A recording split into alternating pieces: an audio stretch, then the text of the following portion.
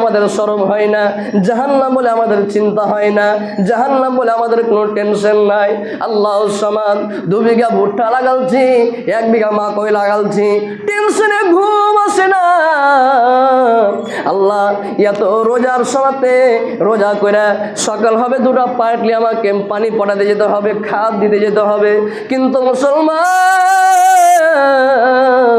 এই জাহান্নাম সম্পর্কে একটু আমাদের স্মরণ হলো না, এই জাহান্নাম সম্পর্কে আমরা ভাবা চিন্তা করতে পারলাম না। একদিন রাত্রি 12, 1টা, 2টার সময়তে উঠে আমরা মসজিদে এসে আল্লাহর দরবারে হাত তুলতে পারলাম না। আল্লাহ তুমি আমার জীবনের গুনাহ খাতা মাফ করো।